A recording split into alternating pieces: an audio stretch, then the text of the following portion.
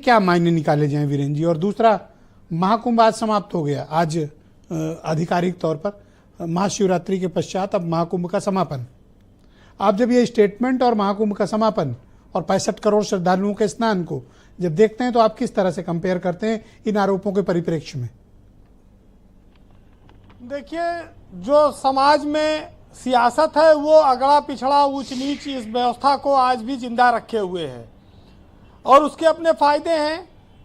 अखिलेश यादव जो 2017 के बाद से कई चुनाव हारे, लेकिन उन्होंने लोकसभा के चुनाव में 2024 में भाजपा का रथ उत्तर प्रदेश में रोक दिया, तो वो पीडीए का नारा लेकर आए थे जिसमें वो कामयाब हुए। पीडीए के साथ साथ उनके पक्ष में एक बात ये गई कि उनको दलितों ने भी काफ़ी वोट किया और जो दलित 2019 के चुनाव में भाजपा को साथ गया था उसमें से काफ़ी बड़ी संख्या में वो टूटकर इधर आया। हालांकि भाजपा ने दलितों के घर पर भोजन करने का काफ़ी कार्यक्रम चलाया था, लेकिन उसके बाद भी वो दलित वोट पूरा हासिल नहीं कर पाई। मायावती भी अलग लड़ी, लेकिन उसके बावजूद बीजेपी की सीटें घटी उत्तर प्रदेश में।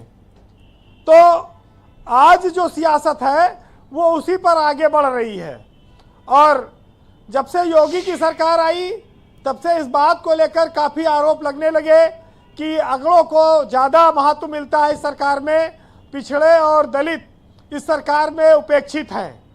ये बात बहुत बार आई। भाजपा को पहले अगड़ों की पार्टी माना जाता था। बहुत सारे लोग ये कहते थे बनियों की पार्टी है खाली है।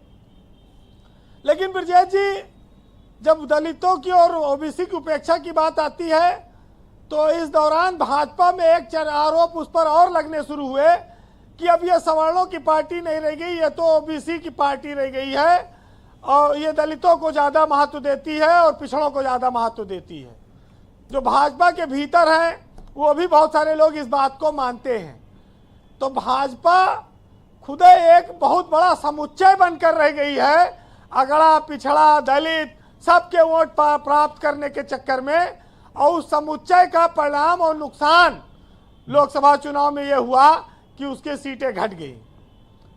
चारों तरफ नाव पे पार पसारते पसारते कई जगह से उसको नुकसान हो गया। अब इस देश में आते हैं कि जहां कोई धर्म, कोई देवता, कोई ग्रंथ ये नहीं कहता है कि किसी से ऊंच नीच, छुआछूत, जात पात, भेदभाव रखो, लेकिन वोट की खातिर ये खत्म होने नहीं देते हैं। अगर हम आप भूलना भी चाहें तो ये हरदम याद दिलाते हैं कि भूलो ना। तो समस्या इस बात की है कि जिसके पास पैसा है, ताकत है, वहाँ तो देखो कोई जात पात नहीं देखी जाती है। वहाँ तो लोग जाते हैं, उनके घर में भोजन भी करते हैं, उनको सम्मान देते हैं, उनके साथ गाड़ी घोड़ा में घूमना भी पसंद करते हैं। लेकिन जो कमज़ोर हैं वहाँ पर ये सब बातें आती हैं। पीडीए ने अखिलेश को एक नया जीवन दिया है, कहा जाए तो समाजवादी पार्टी की संजीवनी बना है, तो वो स्वाभाविक है इस मुद्दे को उठाएंगे और आज जनता में भी वो ये संदेश देने में कामयाब रहे कि वो पिछड़े और दलितों के लिए, संविधान की रक्षा के लिए, आरक्षण के लिए लड़ाई लड़ रहे हैं। आज ये बात जरूर आप कह सकते हैं कि महाकुंभ समाप्त हो गया, रिकॉर्ड लोग आए, लेकिन सरकार के साथ साथ विपक्ष ने भी बहुत बड़ी राहत ली है इससे। रोज आरोप लगता था वो गए नहाने कि नहीं, तुम्हारे नेता गए कि नहीं नहाने गए, तो अब विपक्ष वाले भी थोड़ा राहत पाएंगे और सरकार अब इस आयोजन। अरे मैं तो देखता था सुरेंद्र राजपूत इतने परेशान रहते थे, अनिल दुबे, अनिला सिंह से ज्यादा कौन जाने इस बात को। बोलिए वीरेंद्र जी। दुबे जी तो आज आए नहीं बुलाने में। इस देश में जितना बड़ा ये आयोजन हुआ ये दुनिया में कहीं संभव नहीं था। स्वाभाविक है कि उसमें परेशानियां आती हैं और उन परेशानियों के बाद भी लोग नहीं रुके, चाहे जितना प्रचार किया गया, चाहे जितना दुष्प्रचार किया गया। तो आस्था तमाम सारी व्यवस्थाओं पर भारी पड़ सकती है, ये दुनिया ने देखा। कंक्लूड और ये भी देखा कि 2 महीने तक लगातार प्रशासन, पुलिस, सफाई कर्मी सब चीज़ों से काम ले पाना इतना आसान नहीं है।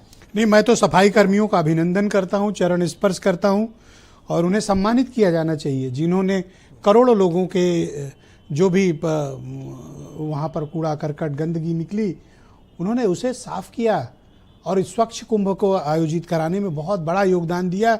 असली हीरो तो वो लोग हैं, उन्हें निश्चित तौर पर सम्मानित किया जाना चाहिए। बिल्कुल, देखिए सम्मान के साथ साथ भाजपा सरकार इसका प्रचार भी करेगी और उसका फायदा भी लेने की कोशिश करेगी, इसमें कोई बड़ी बात नहीं है, वो लें। लेकिन चुनाव में जातिवार सम्मेलन और लोगों के जातियों के समूह को बांटकर नेताओं को लगाना, प्रचार करना, ये सब चीज़ें ऐसी हैं जो दर्शाती हैं कि वोट के लिए ये सियासत जात पात को कभी ख़त्म होने नहीं देगी।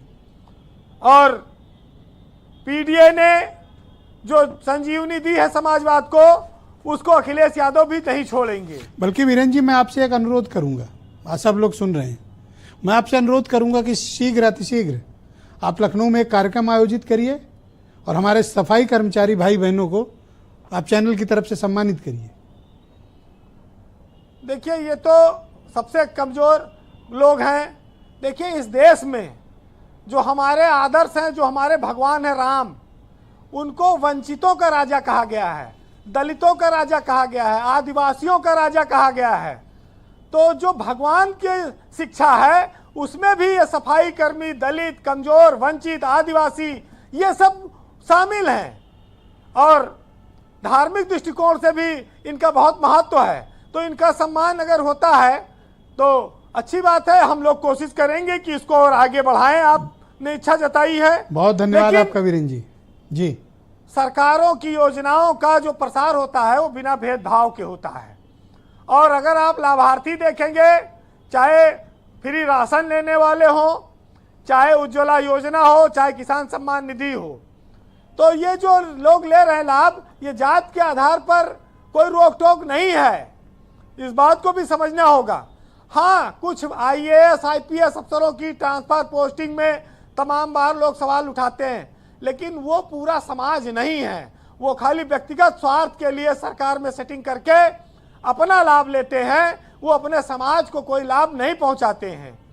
ऐसे अफसर सब लोग जानते हैं और इसी वजह से सरकार बदनाम होती है और योगी सरकार पर भी यह आरोप हमेशा से लगता रहा है।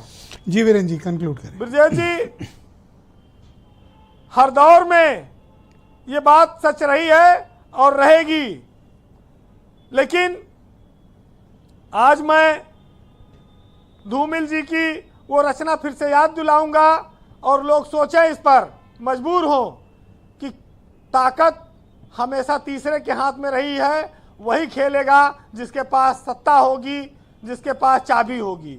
सुनिएगा, धूमिल जी ने कहा था कि एक आदमी रोटी बेलता है, एक आदमी रोटी खाता है, एक तीसरा आदमी भी है जो ना रोटी बेलता है और ना रोटी खाता है, वो सिर्फ रोटी से खेलता है। मैं पूछता हूं कि वो तीसरा आदमी कौन है और मेरे देश की संसद क्यों मौन है?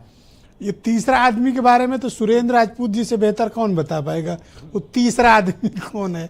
मुझे लगता है ये बेस्ट सुटेबल जो ये तीसरे आदमी के बारे में बताएंगे। बहुत शुक्रिया आपका वीरेंद्र जी, और आपने मेरे अनुरोध को स्वीकारा, इसके लिए आपका बहुत धन्यवाद। मैं अपेक्षा करूंगा कि आप सफाई कर्मचारी भाई बहनों के सम्मान में एक कार्यक्रम शीघ्र आयोजित करेंगे। आपका बहुत शुक्रिया। मैं इस परिचर्चा का दूसरा चरण प्रारंभ करता हूं। राजकुमार भाटी मेरे साथ